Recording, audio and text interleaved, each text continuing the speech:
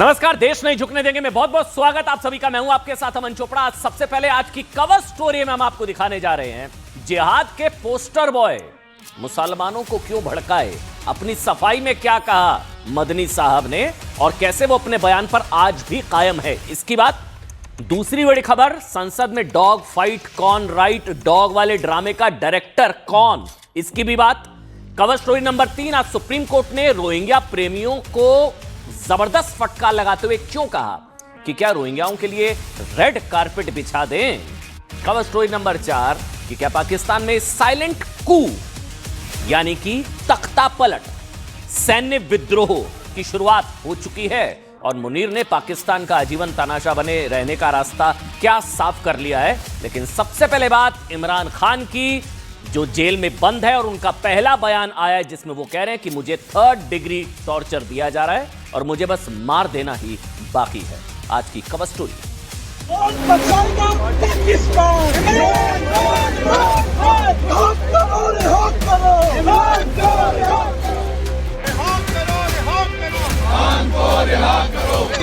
इस्लामाबाद के high court बाहर पहुंच के जो इमरान खान साहब के केसेस नहीं लग रहे, उनके लिए जो हम यहाँ पे हाई कोर्ट के सामने हमने जमा होना था, तो आप देख रहे हैं कि तमाम पार्लियामेंट्री इस वक्त पहुंच चुके हैं।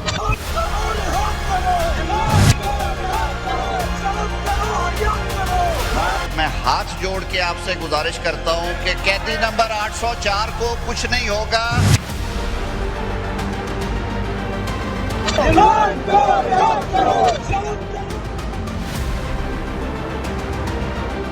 एक महीने से आइसोलेशन में क्यों किया हुआ है? इमरान खान क्या हर कैदी के हक होते हैं कि हफ्ते में एक दफा मुलाकात हो? तो इमरान खान को बंद क्यों किया हुआ है?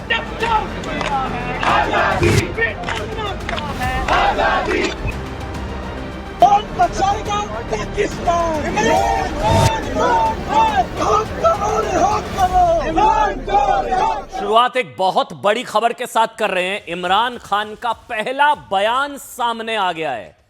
जेल में मिली इमरान की बहन उज़्मा और जो पीटीआई की तरफ से स्टेटमेंट जारी किया गया है उसमें इमरान खान का पहला बयान संभवतः 30 दिन में, उनकी मुलाकात 20 मिनट तक रही। इमरान खान को जो कोट करते हुए बयान जारी किया गया है कि उन्होंने ये कहा है कि इमरान खान ने कहा है कि उनका सिर्फ मर्डर होना बाकी रह गया है, मुझे जानवरों से ज्यादा बदतर तरीके से ट्रीट किया जा रहा है, ये इमरान खान ने कहा है।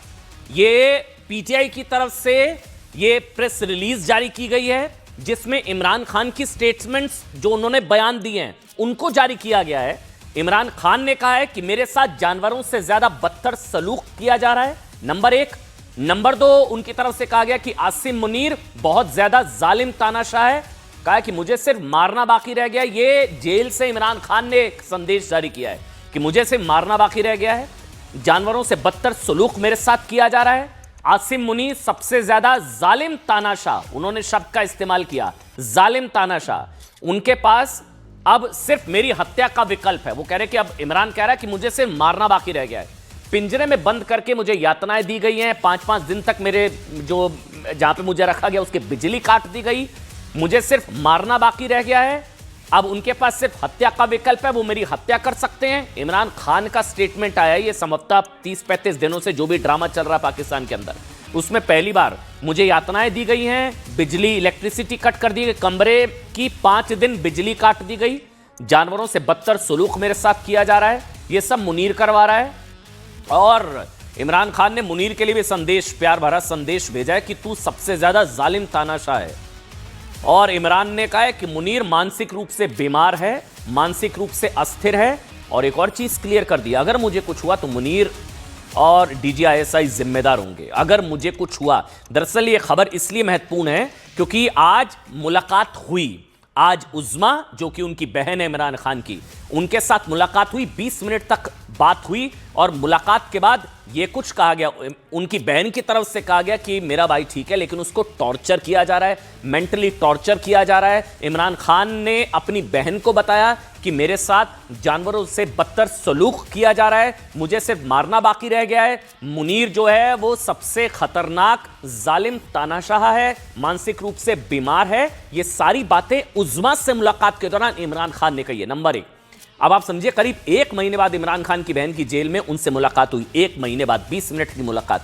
पुलिस से इजाजत मिलने के बाद इमरान खान की बहन उज़्मा खान कुछ देर पहले जेल के अंदर पहुंची, जहां उन्होंने करीब 20 मिनट तक इमरान खान से मुलाकात की। इमरान से मिलने के बाद जेल से बाहर निकली उज़्मा ने क्या बताया, एक बार सुनिए, वो बयान सुनाइए एक बार जरूर। जो उज़्मा जब बाहर आई इमरान खान से मिलके, तब उन्होंने क्या कहा, यह संभवतः 30 दिनों बाद पहली बार कुछ इमरान खान को लेकर जानकारी आई है, सुनिए।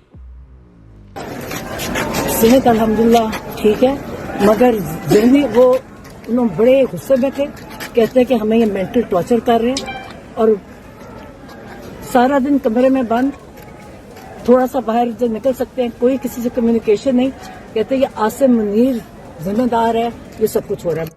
वो कह रहे हैं कि जेल के अंदर इमरान खान को परेशान किया जा रहा है, टॉर्चर किया जा रहा है, इमरान खान को मानसिक रूप से प्रताड़ित किया जा रहा है, लेकिन वो जिंदा है। इमरान खान अकेले कैद में रखा गया है और अपने साथ हो रहे सुलूक से इमरान खान बहुत गुस्से में है। इसी बीच उनकी बहन उज़्मा खान की मुलाकात के बाद इमरान खान की दूसरी बहन ने भी मोर्चा खोल दिया है। बड़ी खबर है, अब इमरान खान की दूसरी बहन नरीन खान ने ऐलान कर दिया कि उनकी भी इमरान खान से मुलाकात कराई जाए। अच्छा, एक को मिलवाए उज़्मा को, दूसरी बहन बैठ गई है धरने पर, कह रही है मुझे भी मिलवाओ, और अगर ऐसा नहीं होता तो जेल के बाहर ही बैठे रहेंगी वो, और यहां से वो जाएंगी नहीं। वो धरने पर बैठ गई है। उनकी दूसरी बहन कह रही मुझे भी मिलवाओ। नरीन खान ने इमरान के समर्थकों से अपील भी की है कि जब तक उनकी मुलाकात इमरान खान से ना कराई जाए तब तक वो जेल के बाहर धरने पर बैठी रहेंगी। सुनिए दूसरी बहन क्या कह रही है, वो भी सुनिए। और मेरी वजह मैं इंतजार कर रही, अगर मुझे मुलाकात की इजाजत ना मिली मैं यहाँ से नहीं जा रही। अच्छा, और आप लोग भी यहाँ बैठेंगे मेरे साथ। मीन्स आपने कहा कि अगर आपको, जी मैंने इसी चलो देखिए सास को कि मेरी मुलाकात कराओगे, ये ना समझना कि एक मुलाकात में हम चले जाएंगे। तो साहब खबर को ऐसे समझिए, 70 साल से तानाशाहों के साए में जी रहे पाकिस्तान को क्या एक नया तानाशाह मिल गया, क्रूर जालिम तानाशाह। और क्या general Ayub Khan, general यहया Khan, general Ziaul हक और जनरल परवेज मुशर्रफ के बाद अब फील्ड मार्शल हम भारत में नहीं कहते, वो फील्ड नहीं है, वो फील्ड मार्शल मुनीर पाकिस्तान के लोकतंत्र को कंट्रोल करने लगा है। और क्या पाकिस्तान में साइलेंट कू, तख्ता पलट कू, सैन्य विद्रोह हो चुका है, क्योंकि आज इमरान खान से मिलने से पहले खुद इमरान खान की बहन उज़्मा का आरोप था कि उन्हें जेल अथॉरिटी ने कहा कि जब तक मुनीर की सहमति नहीं होगी तब तक किसी को इमरान से मिलने नहीं दिया जाएगा। यानी मुनीर पाकिस्तान में हाई कोर्ट, सुप्रीम कोर्ट और विधानसभा से भी ज्यादा शक्तिशाली हो चुका है। क्या यही वजह है कि ये जल्लाद, ये क्रूर तानाशाह, ये आतंकी सेना का सरदार अदालतों के आदेश और पाकिस्तानी संसद के मामले उठने के बाद भी 1 महीने तक किसी को इमरान से मिलने इसने नहीं दिया। और मुनीर पिछले कई दिनों से जारी इमरान समर्थकों के प्रोटेस्ट से डर गया, जिसके बाद आज की बड़ी खबर यह है इमरान की बहन उज़्मा को मिलने दिया गया। दरअसल इससे पहले जेल में इमरान खान की हत्या की खबरों के बीच आज पाकिस्तान में बड़ी संख्या में पीटीआई समर्थक सड़कों पर उतरे। अच्छा, वो तस्वीरें हैं, ये आज पीटीआई के समर्थक सड़कों पर उतरे। पहला 2 तस्वीरें, पहला मोर्चा रावलपिंडी में खोला जा रहा, जहां पर वहां पर बताया गया कि लोगों को इकट्ठा होने से रोक दिया गया। अदियाला जेल की तरफ उन्होंने कूच किया, अदियाला जेल का रूट बंद। लोगों को रोकने के लिए आज सुबह से ही अदियाला जेल जाने के सभी रास्तों को बंद कर दिया गया। पाकिस्तान में गृह युद्ध जैसे हालात हैं इस वक्त। इमरान समर्थकों को रोकने के लिए पूरे इलाके में पुलिस और रेंजर्स के साथ सेना के जवानों को भी तैनात कर दिया गया और बाहर से भी फोर्स मंगवाई गई। यह भी बड़ी खबर आई। इस्लामाबाद कूच, वहीं इमरान समर्थकों के दूसरे हुजूम ने आज इस्लामाबाद हाई कोर्ट की तरफ कूच किया और यहां भी उनको रोकने के लिए बड़ी संख्या में पुलिस और सेना के जवानों को तैनात किया गया। अच्छा, आजादी आजादी के नारे भी लगे वहां पर। इमरान समर्थकों को रोकने के लिए इलाके में वहां पर धारा 144 मतलब वहां पर लोगों को इकट्ठा होने से रोक दिया गया। एक बार ये नारेबाजी सुनाइए, क्या हुआ था जिसके बाद आज मुलाकात हो पाई, उज़्मा मिल पाई। टॉर्चर एक बार सुनिए। आजादी डरना क्या है, आजादी जब तक है, आजादी डरना क्या है, आजादी सरकार भी सुन ले, आजादी अखियार भी सुन ले, आजादी कभी सुन ले, आजादी नवाज भी सुन ले, आजादी शहबाज भी सुन ले, आजादी। इस चीज को समझिए, पिछले कई दिनों से इमरान का परिवार और उनके समर्थक उनकी सलामती की जानकारी मांग रहे थे, कह रहे थे सबूत दे दो, जिंदा है या नहीं है। सरकार का कहना है कि इमरान खान जेल में सुरक्षित हैं। सुनिए कौन क्या कह रहा है, सुनिए। मैं हाथ जोड़ के आपसे गुजारिश करता हूं कि कैदी नंबर 804 को कुछ नहीं होगा। ये फर्क इशू है, ये फर्क इशू है, ये आपकी अक़लियतों का इशू है। 1 महीने से आइसोलेशन में क्यों किया हुआ है? इमरान खान क्या हर कैदी के हक होते हैं कि हफ्ते में एक दफा मुलाकात हो? तो इमरान खान को बंद क्यों किया हुआ है? अच्छा, टॉर्चर का आरोप शहबाज सरकार पर नहीं है, शहबाज शरीफ पर नहीं है, मुनीर पर है। कह रहे मुनीर खुन्नस निकाल रहा है इमरान, वो मरवा सकता है इमरान को। दूसरी ओर पाकिस्तान में इस बात की अफवाह भी है कि प्रधानमंत्री शरीफ भी मुनीर से घबराए हुए हैं। इसको बहुत ध्यान से समझिएगा, मुनीर वर्सेस शहबाज भी हो सकता है, क्योंकि फील्ड मार्शल मुनीर अब सीडीएफ बनना चाहता है। सीडीएफ दरअसल है चीफ ऑफ डिफेंस फोर्सेस, जो आर्मी, नेवी और एयरफोर्स पर कंट्रोल करेगा। मतलब आप कह लीजिए पाकिस्तान के इतिहास का सबसे ताकतवर अगर वो बन गया, जो कि और उसका कार्यकाल 5 साल का, किसी भी तरह का आपराधिक केस चलाने को लेकर आजीवन उसको पर छूट मिल जाएगी। मुनीर वो खुद अपना कार्यकाल तय कर सकेगा। पाकिस्तान में मुनीर कितना ताकतवर है इसका अंदाजा ऐसे समझिए, chief of defence forces CDF के पद के लिए अभी 1 महीने पहले हुआ है ना वो 27th अमेंडमेंट, 27वां संविधान संशोधन हो चुका है। अब इस संविधान संशोधन के जरिए chairman joint chief of staff committee की पोस्ट को खत्म कर दिया गया है। अब आप समझिए, जो पाकिस्तान में तीनों सेनाओं के बीच कोऑर्डिनेशन का काम करती थी, अब मुनीर सर्वे सर्वा, यह आतंकी सेना का सरदार, अब इसकी जगह सीडीएफ की पोस्ट होगी, जो पाकिस्तान की तीनों सेनाओं के बीच कोऑर्डिनेशन का काम नहीं करेगा, बल्कि सीडीएफ पाकिस्तान की तीनों सेनाओं का सुप्रीम कमांडर बन जाएगा, यह आतंकी सेना का सरदार मुनीर। सीडीएफ का यह पद पाकिस्तान के आर्मी चीफ को मिल सकता है, जो कि मिलेगा, और लगभग तय मानकर चलिए मुनीर ही बनने जा रहा है सीडीएफ। फिलहाल अभी आसिम मुनीर है। आसिम मुनीर ये फील्ड मार्शल पाकिस्तान का सीडीएफ बनकर पाकिस्तान के इतिहास का सबसे शक्तिशाली आर्मी चीफ बनना चाहता है, क्योंकि अगर मुनीर पाकिस्तान का सीडीएफ बनता है तो क्या होगा वो सुनिए। तीनों सेनाओं के सुप्रीम कमांडर वो बन जाएगा, जबकि आर्मी चीफ रहते हुए उसका सिर्फ पाकिस्तान की आर्मी पर कंट्रोल है। अब शाहबाज क्यों घबरा रहा है? क्योंकि सीडीएफ बनते मुनीर के पास पूरी तरह से पाकिस्तान का न्यूक्लियर कंट्रोल आ जाएगा, जबकि आर्मी चीफ के तौर पर मुनीर के पास सिर्फ शेयर्ड न्यूक्लियर कंट्रोल है।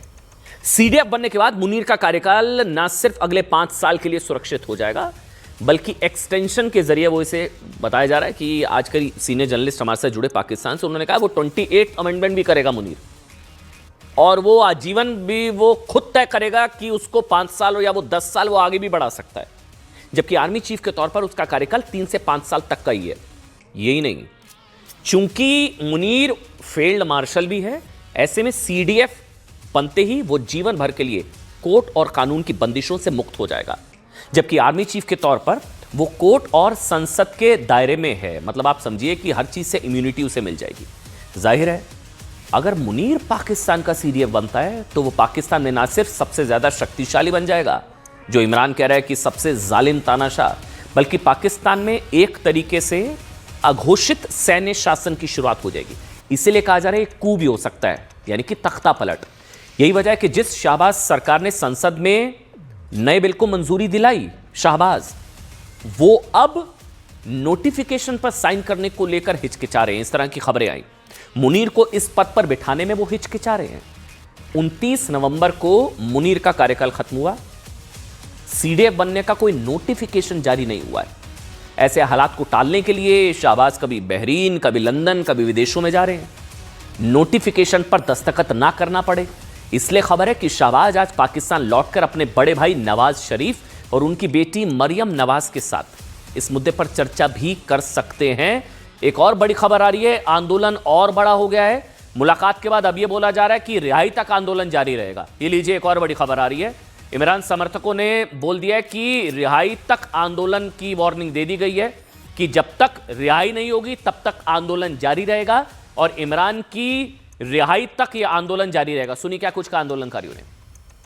आप लोगों ने एक बात याद रखनी है कि आज तो हम सिर्फ रिहाई मुलाकात के लिए आए हैं, लेकिन खान की रिहाई का जहाज जारी रहेगा इंशाअल्लाह। और हमारा लीडर इमरान खान या हमारी लीडरशिप सीएम साहब जब भी हमें जो कॉल भी देंगे हम उसमें लबैक करेंगे। खान की रिहाई के लिए हम आखिरी खून के कतरे तक लड़ेंगे। तो रिहाई तक आंदोलन रहेगा जारी। लेकिन पाकिस्तान में किस तरह रही आज दिन भर तबाही, बात इसकी देखिए।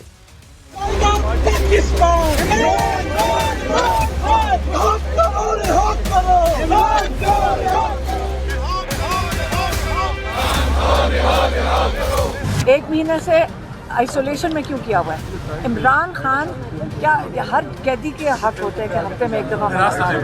तो इमरान खान को बंद क्यों किया हुआ है?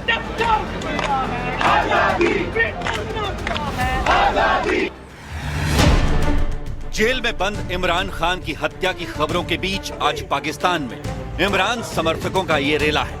पाकिस्तान के कोने कोने से इमरान समर्थक रावलपिंडी कूच कर रहे हैं। हर कोई अदियाला जेल तक पहुंचने की कोशिश कर रहा है।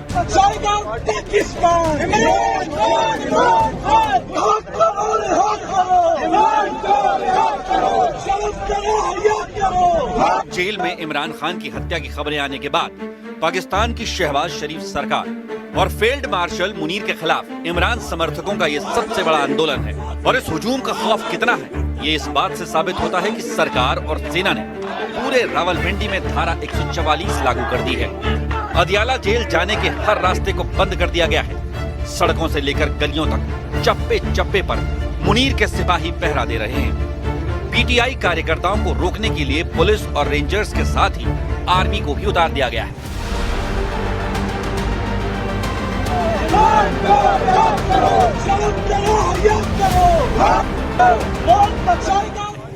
रावलपिंडी कूच को रोकने के लिए बाहर की फोर्स को भी रावलपिंडी में तैनात किया गया है। अदियाला जेल के आसपास की दुकानें बंद करा दी गई हैं, पेट्रोल पंप बंद करा दिए गए हैं और बाजारों को भी बंद कर दिया गया है।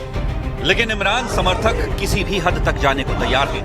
वो इमरान की सलामती की खबर जानने से आगे अब इमरान की आजादी चाहते हैं।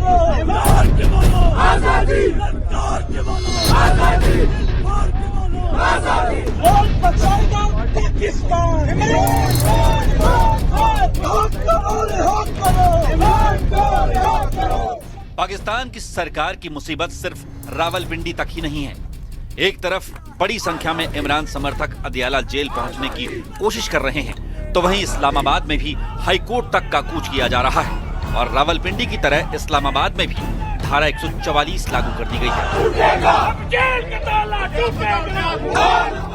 और यहाँ भी हाईकोर्ट पहुँचने के सभी रास्तों को सील कर दिया गया है। बड़ी संख्या में इमरान समर्थक सांसद और वकील हाईकोर्ट पहुँच रहे हैं ताकि इमरान से जुड़े मामलों में सुनवाई जल्द की जा सके। इस्लामाबाद के हाई कोर्ट पहुंच के लिए इमरान खान साहब के केसेस नहीं लग रहे, उनके लिए जो हम यहाँ पे हाई कोर्ट के सामने हमने जमा होना था, तो आप देख रहे हैं कि तमाम पार्लियामेंटेरियन इस वक्त पहुंच चुके हैं। पाकिस्तान की सड़कों के साथ ही संसद में भी इमरान को लेकर हंगामा बरपा हुआ है। पाकिस्तान में संसद का ज्वाइंट सेशन चल रहा है और वहाँ भी सरकार इमरान समर्थक सांसदों के दबाव में है और बार बार कह रही है कि जेल में पूरी तरह सलामत है कैदी नंबर 804।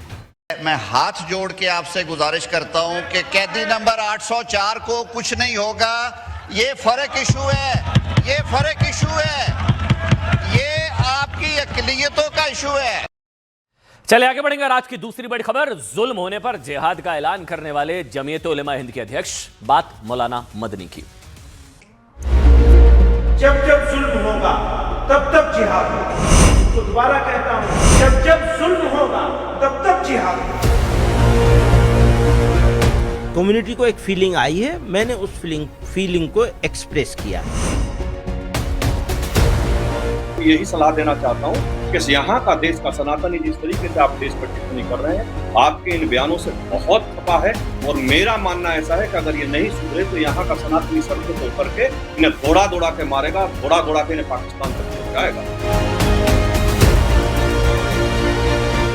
आप ये चाहते हैं कि मैं 70 जगह पे मत्था टेक दूं, ये नहीं। जिहाद एक पवित्र शब्द है, पवित्र इस्लामिक शब्द है।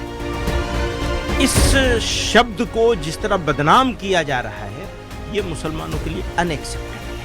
वो कहेंगे वंदे मातरम करो तो पढ़ना शुरू कर दे। ये पहचान होगी मुर्दा कौन होने की। अगर वंदे मातरम नहीं बोल देंगे तो फिर ये वहीं जाकर रहे पाकिस्तान में। ये अदालतें हुकूमतों के दबाव में काम करते। याद रखिए, सुप्रीम कोर्ट उस वक्त तक ही सुप्रीम कहलाने का मुस्तहिक है जब तक आईन की पाबंदी करे, कानून के हुकूक का ख्याल रखे। अगर ऐसा न करे तो वो इखलाकी तौर पर भी सुप्रीम कहलाने का हकदार नहीं है।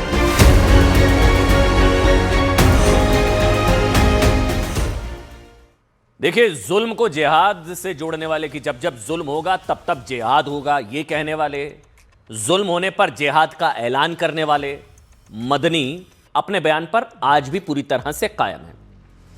जब कहा था ना उन्होंने, जब जब जुल्म तब तब जिहाद कहकर भारत में मुसलमानों को जिहाद के लिए उकसाने वाले मदनी का कहना है कि जो उनके बयान को समझ नहीं पा रहे हैं ना, वो नासमझ हैं। मौलाना मदनी ने न्यूज़ 18 इंडिया से बातचीत में कहा है कि जिहाद को लेकर उन्होंने कुछ भी गलत नहीं कहा है। उनके बयान में कुछ भी ऐसा नहीं है जो वापस लिया जाए, और जो कहा है वो आगे भी कहते रहेंगे। मतलब एक तरह से वो कह रहे हैं कि जो बयान उन्होंने भोपाल में दिया ना, वो आगे भी इस तरह के बयान देते रहेंगे। जुल्म पर जिहाद का ऐलान करने वाले मदनी ने यह भी कहा है, उन्होंने जो कहा वो गलती से नहीं बल्कि पूरी तरह सोच समझकर कहा। जब जुल्म होगा तो जिहाद होगा, और जिहाद मतलब अत्याचार के खिलाफ आवाज उठाना, जुल्म के खिलाफ आवाज उठाना है जिहाद। तो इसलिए हमने लिखा मदनी जिहादी, क्योंकि जिहाद तो पवित्र शब्द है। उस हिसाब से उन्होंने आज फिर दोहराया कि जिहाद एक पवित्र शब्द है जिसे बदनाम किया जा रहा है। जो लोग ऐसा कर रहे हैं वो असल में आतंकवादियों को ही फायदा पहुंचा रहे हैं। मदनी ने कहा कि जमीयत मानता है कि जिहाद असल में आतंकवादियों से लड़ना है। ये जो आतंकवादी जिहाद के नाम पर लड़ रहे हैं वो जिहाद को बदनाम कर रहे हैं। जिहाद आतंकवादियों से लड़ना है, अन्याय और अत्याचार से लड़ना है। इसलिए आतंकवादियों को फसादी और उनके खिलाफ लड़ने वालों को जिहादी कहा जाना चाहिए। वैसे आज कई लोगों ने पलटकर सवाल पूछा, जब पहलगाम में नरसंहार हुआ, धर्म पूछ कर मारा गया, तो पहलगाम नरसंहार के खिलाफ कितने लोगों ने जिहाद छेड़ा था? क्या मदनी साहब या इनकी सोच रखने वालों में से कितने लोगों ने पहलगाम नरसंहार के खिलाफ जिहाद छेड़ा? थूक जिहाद शब्द से अगर आपत्ति कि नहीं कहना चाहिए, ठीक बात है, नहीं कहना चाहिए, तो थूक कांड के खिलाफ कितने लोगों ने जिहाद छेड़ा? लव जिहाद शब्द से अगर आपत्ति है तो पहचान बदलकर, धर्म छिपाकर हिंदू बच्चियों को फंसाने वालों के खिलाफ क्या इन्होंने जिहाद छेड़ा? क्योंकि जिहाद तो बहुत पॉजिटिव है। वैसे मदनी ने कहा कि बेहद सुनियोजित तरीके से इस्लाम और मुसलमानों को गाली देने के लिए जिहाद शब्द का इस्तेमाल हो रहा है। जिहाद बहुत ही पवित्र शब्द है। हालांकि जुल्म के खिलाफ जिहाद की बात करने वाले मदनी ने यह नहीं बताया कि भारत में मुसलमानों पर जुल्म कहां हो रहा है, कैसे हो रहा है, और जो जिहाद का ऐलान किया गया कि जिहाद होगा तो कैसे होगा, किस तरह से जिहाद किया जाएगा। महमूद मदनी ने जब जब जुल्म तब तब जिहाद वाले बयान पर सफाई देते हुए कहा कि इसका मतलब लड़ना नहीं, विरोध करना है। जिहाद एक फर्ज है जो हर मुसलमान को निभाना चाहिए।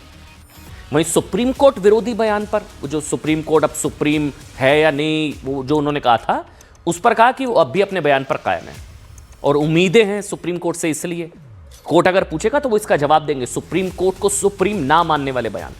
और एक और बयान था ना आज, वंदे मातरम कहने वाली मुर्दा कौम कहा कि मुसलमानों का वंदे मातरम कहना मजहब के खिलाफ है। मजहब नहीं सिखाता वंदे मातरम गाना, और जबरन वंदे मातरम कहने के लिए किसी को मजबूर नहीं किया जा सकता है। सुनिए। जुल्म होगा तब तब जिहाद होगा। मैं इसको दोबारा कहता हूं, जब जब जुल्म होगा तब तब जिहाद होगा। अब कम्युनिटी को एक फीलिंग आई है, मैंने उस फीलिंग को एक्सप्रेस किया है। होगा या नहीं, मुश्किलात में मुब्तला नहीं होती, वो तो सरेंडर कर देती हैं। वो कहेंगे वंदे मातरम पढ़ो तो पढ़ना शुरू कर देंगे। तो ये पहचान होगी मुर्दा कौम होने की।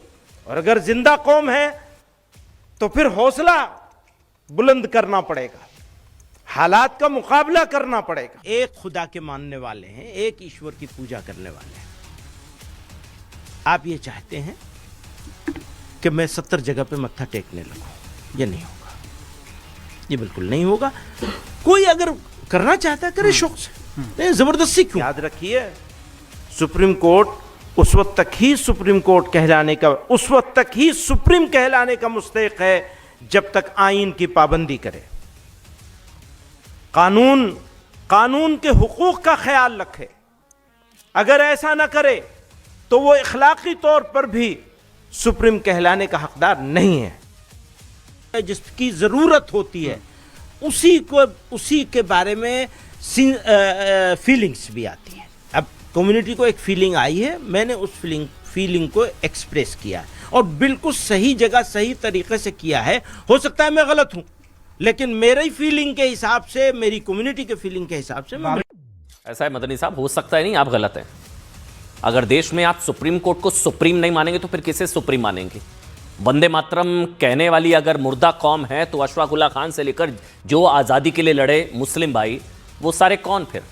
वैसे इस तकरीर में मदनी ने कहा था कि जिहाद इस्लाम की पवित्र अवधारणा है। इसे दरअसल हिंसा से जुड़े शब्द में बदल दिया गया। जिहाद बहुत ही पवित्र शब्द है। लव जिहाद, लैंड जिहाद, थूक जिहाद जैसे जुमलों से मुसलमानों को ठेस पहुंचती है। जिहाद जुल्म के खिलाफ आवाज उठाना, और जब जब जुल्म होगा तब तब जिहाद होगा।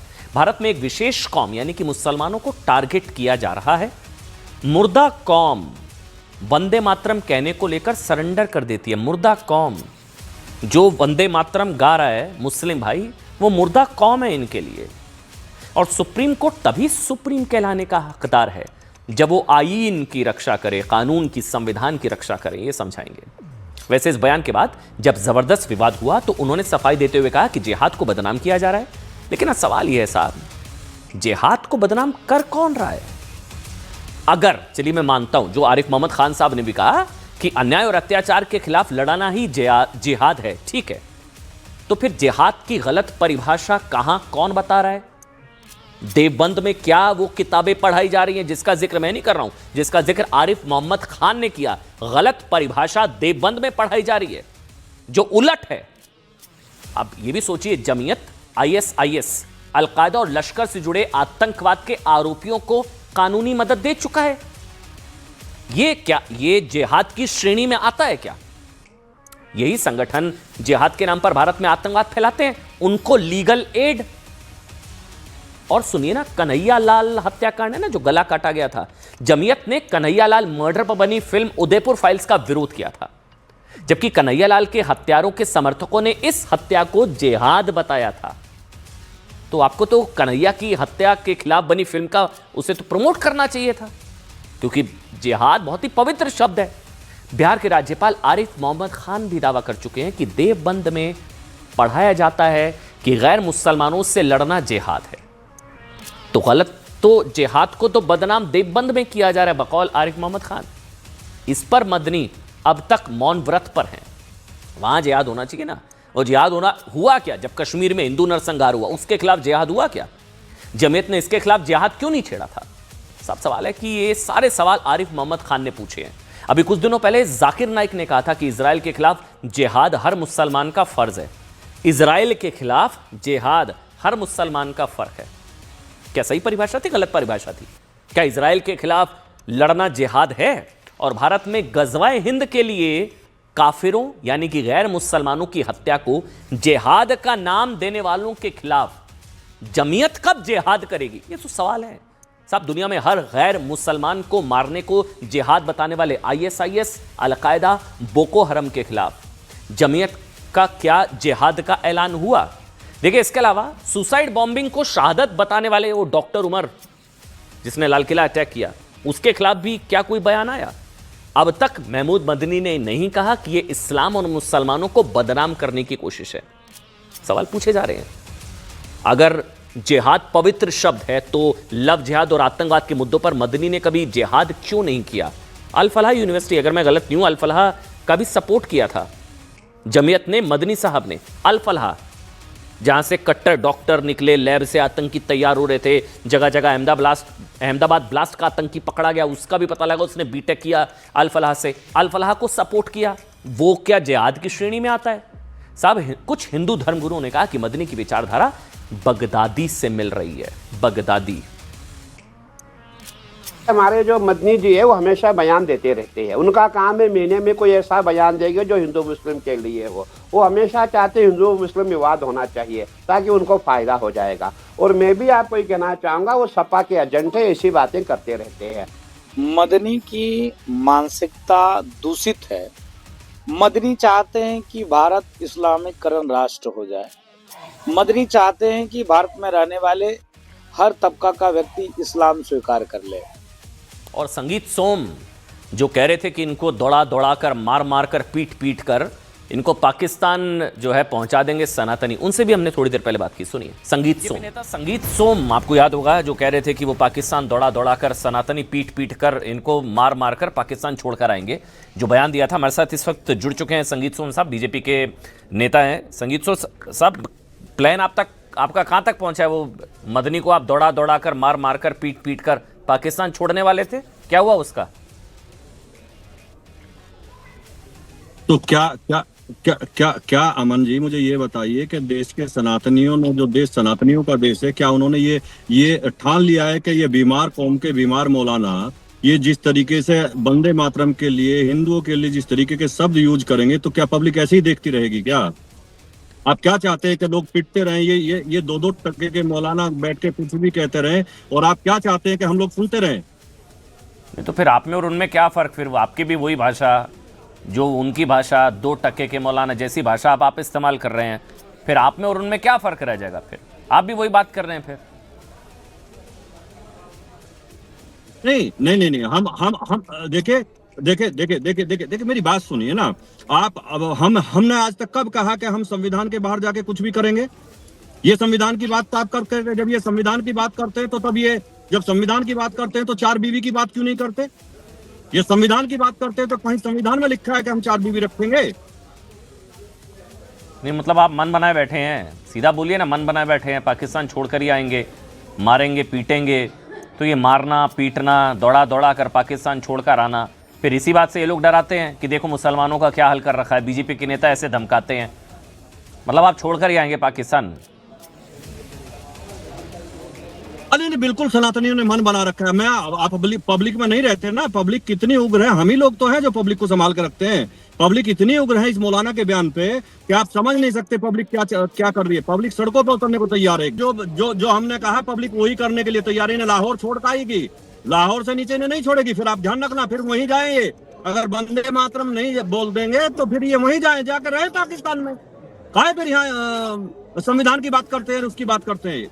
एक बड़ी खबर आ रही है, एक्टर रणवीर सिंह ने माफी मांग ली है। एक बहुत बड़ी खबर है, कांतारा विवाद में रणवीर सिंह ने माफी मांग ली है। दरअसल उन पर आरोप लगे थे, उन्होंने मजाक उड़ाया था, और वो उस वक्त वो कांतारा, ये देखिए उस तरह से उन्होंने मजाक उड़ाया था और फीमेल घोस्ट कह दिया था देवी को, हिंदू देवी चामुंडा देवी को उन्होंने भूत कह दिया था। उसको लेकर बड़ा विवाद हुआ था, बवाल हुआ था। अब उन्होंने, रणवीर सिंह ने माफी मांग ली है। दरअसल गोवा में अंतर्राष्ट्रीय फिल्म महोत्सव के दौरान बॉलीवुड एक्टर रणवीर सिंह ने कांतारा के दैवे एक्ट की मिमिक्री, मजाक उड़ाया था। वो संभवतः वो एक्टिंग करने की कोशिश कर रहे थे, लेकिन उन्होंने फीमेल घोस्ट कह दिया था, भूत कह दिया था देवी को। और उसको लेकर हिंदू संगठनों ने रणवीर सिंह के खिलाफ प्रदर्शन शुरू कर दिया था, और हिंदू जनजागृति समिति ने रणवीर सिंह के खिलाफ, मुझे जानकारी है, शिकायत भी दी थी। अब उन्होंने पूरे विवाद पर खेद जाहिर किया है, उन्होंने माफ़ी मांग ली है। सोशल मीडिया पर उन्होंने क्या लिखा है कि मैंने हमेशा अपने देश की हर संस्कृति, परंपरा और आस्था का गहरा सम्मान किया है। अगर मैंने किसी की भावनाओं को ठेस पहुंचाई है तो मैं तहे दिल से माफ़ी मांगता हूं। रणवीर सिंह ने माफ़ी मांग ली है, माफ़ी इन्होंने मांग ली है, लेकिन कांग्रेस की उन नेता ने माफ़ी नहीं मांगी अभी तक। रेणुका जिन्होंने संसद में ये कहा कि संसद के अंदर भौंकने वाले हैं या काटने वाले हैं, अब सपोर्ट भी मिल गया राहुल गांधी का। बात अब इसकी।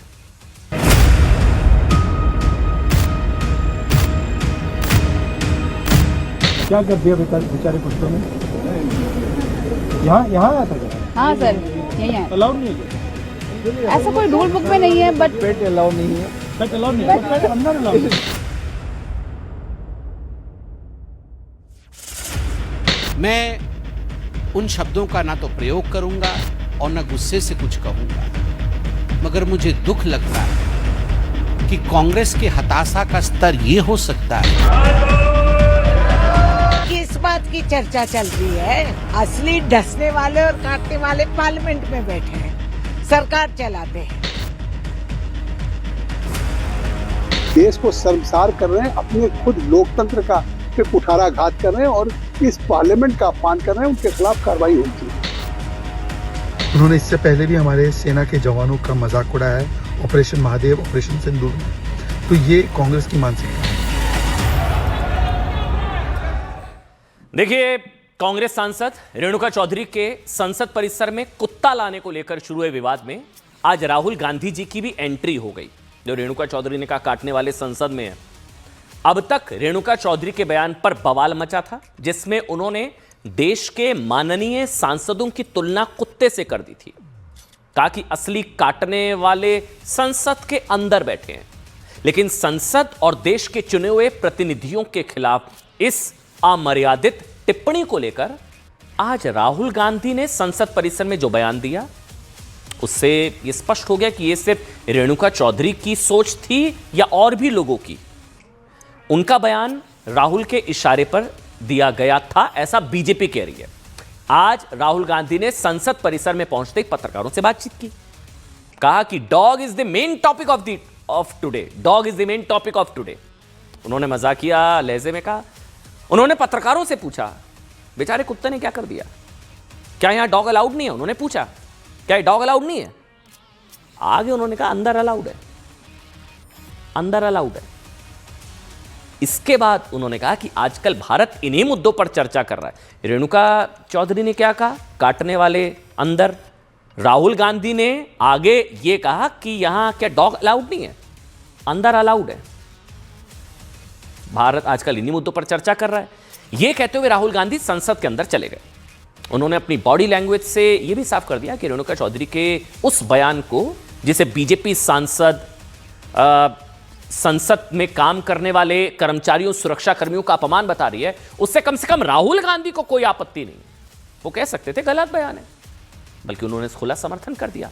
अब बीजेपी नेता संबित पात्रा ने रेणुका चौधरी की भाषा पर कड़ी आपत्ति जताई और राहुल गांधी से सवाल पूछा कि क्या राहुल गांधी ने कांग्रेस पार्टी और इंडिया अलायंस के सांसदों के लिए इन शब्दों का प्रयोग किया। सुनिए। क्या कर दिया बेचारे कुत्तों ने? यहाँ आया था? हाँ सर, यही है। अलाउड नहीं है? ऐसा कोई रूल बुक में नहीं है, बट पेट अलाउड नहीं है। पेट अलाउड नहीं है, पेट अंदर अलाउड है। मैं उन शब्दों का ना तो प्रयोग करूंगा और ना गुस्से से कुछ कहूंगा, मगर मुझे दुख लगता है कि कांग्रेस के हताशा का स्तर यह हो सकता है।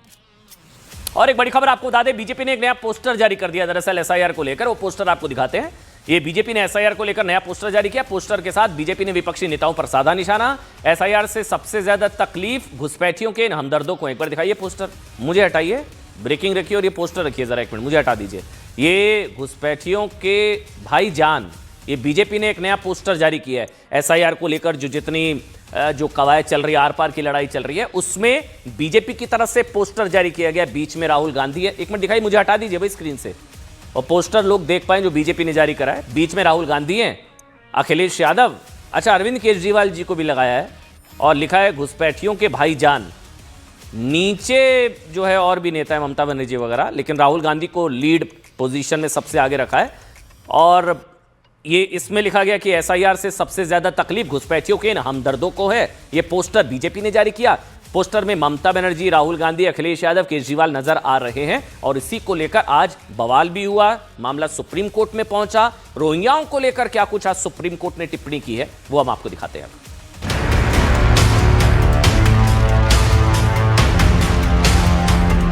जो आया है बांग्लादेश से, ये तो श्रमिक भट्टाचार्य का और उनका अमित शाह का ब्लेसिंग में आया है। राहुल गांधी की झूठ की ब्रिगेड झूठ फैलाने, भ्रम पैदा करने का कार्य कई वर्षों से कर रहे हैं।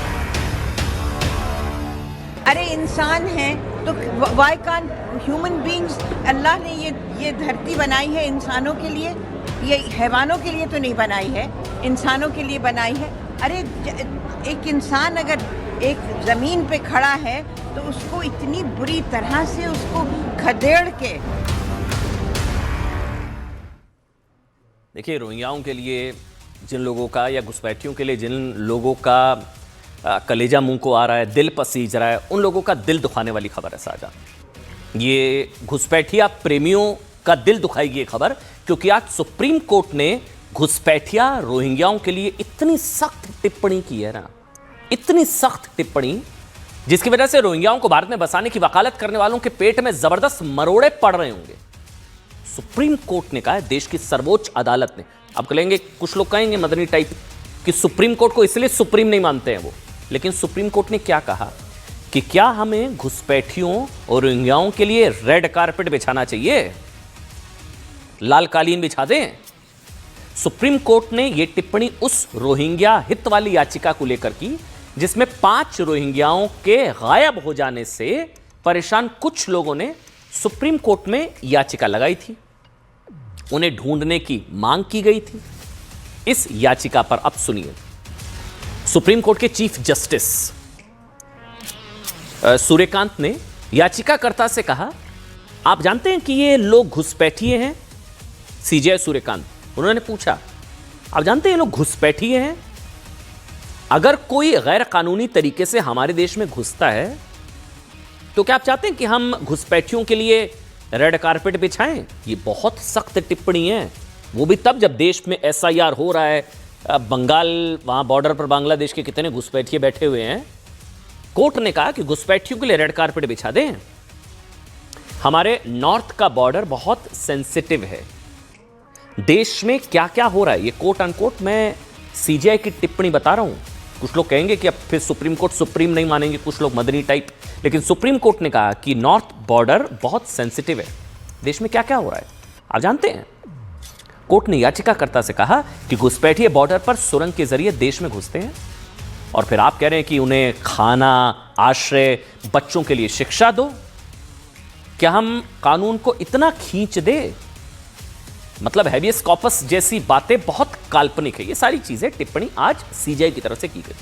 पूरा मामला क्या है? दरअसल 5 महीने पहले क्या हुआ, दिल्ली पुलिस की हिरासत से 5 रोहिंग्याओं के लापता होने को लेकर सुप्रीम कोर्ट में एक याचिका लगाई गई। इस याचिका में कहा गया था कि कोर्ट इन 5 रोहिंग्या घुसपैठियों की कथित कस्टोडियल डिसअपीयरेंस, हिरासत से गायब होने को लेकर जांच के आदेश दे दे। लेकिन सुप्रीम कोर्ट ने इस याचिका को सिरे से खारिज करते हुए याचिकाकर्ता को फटकार लगाई। साथ ही सुप्रीम कोर्ट ने केंद्र सरकार को नोटिस जारी करने से भी साफ इंकार कर दिया। अदालत इस मामले की सुनवाई अब 16 दिसंबर को करेगी। उसी दिन रोहिंग्या शरणार्थियों से जुड़े अन्य मामलों की भी सुनवाई होगी। अब इससे पहले मैं आपको याद दिला दूं, इसी साल 19 मई को सुप्रीम कोर्ट ने रोहिंग्या घुसपैठियों से संबंधित एक याचिका पर सुनवाई करते हुए कहा था, भारत कोई धर्मशाला नहीं है जहां पूरी दुनिया से आकर कोई भी व्यक्ति शरण ले सकता है। साफ समझना पड़ेगा कुछ लोगों को, ये वोट बैंक तुष्टि करना, मजहब के डिस्काउंट के चक्कर में रोहिंग्या घुसपैठियों को बचाने का काम होता है, आयातित वोट बैंक हो जाता है। यह टिप्पणी अदालत ने उस याचिका पर की थी जिसमें मांग की गई थी कि घुसपैठियों को मानवीय आधार पर भारत में रहने की अनुमति दे दी जाए। भारत कोई धर्मशाला है क्या? क्योंकि उन्हें उनके देश म्यांमार में उन पर अत्याचार किया जाता है, तो आ जाए भारत, आए बच जाए सारे। इसी तरह करीब 7 महीने पहले 16 मई को सुप्रीम कोर्ट में एक याचिका दायर की गई थी।